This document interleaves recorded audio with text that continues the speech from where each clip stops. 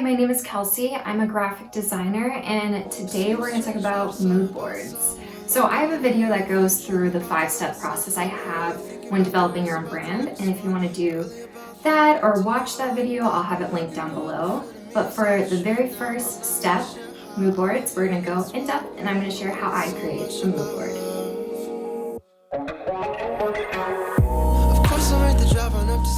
Okay, so creating a mood board is really important because it kicks off the start of your brand and it helps you solidify the direction of your brand. Usually when I'm doing a mood board direction, I create actually 3 different options for my client, for the brand, for the business, whatever it is to choose from, and that way they have a few different paths that I think that their brand could fit into.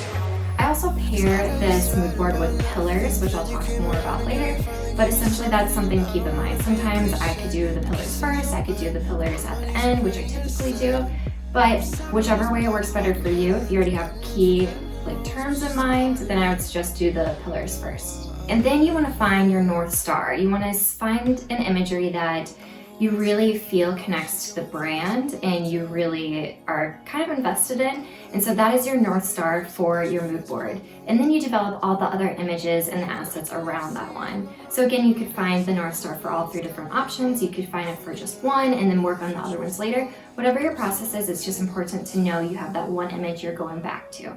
For finding other images and assets to support your mood board with, I use a few different websites. So we have Unsplash, which is absolutely amazing. It's photography worthy imagery that's free for creative use, for personal use, for brand use, whatever it is.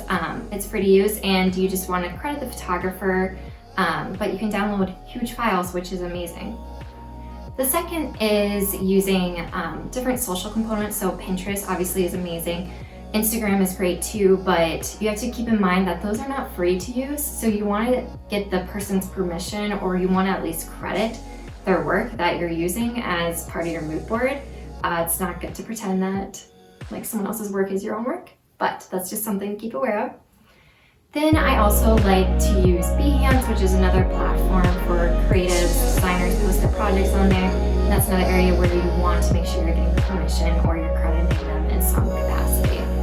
The last place is using your own imagery, which is just amazing because you have to, not worry about anyone else's permissions when it comes to it. So using your own imagery is great, but it's also good to be able to be in a spot where you're really finding great imagery to capture.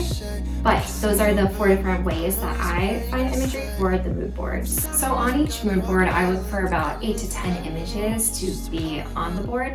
And then within those images, I'm looking for components like architecture, I'm looking for textures to include, I'm looking for living, so maybe like an animal, maybe like a person.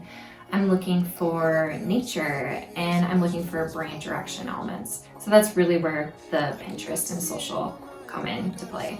But basically those are the 5 different areas that I'm trying to capture when working on the mood board. Next, you want to make sure you step away from your mood board and you come back and look at it another time, because maybe you'll see something that's not working, something that you think could work a little bit better, or something that's just not fitting with the brand. And then once you've had that time to reflect on it, that's when I look at it and I say, okay, these are the pillars that I see fitting with this and also pair nicely with the brand. And then that's really it. All you have to do then is review them and be ready to share these 3 options to your client, or just look at them for yourself and really decide what you think fits with your own brand and reflect on that.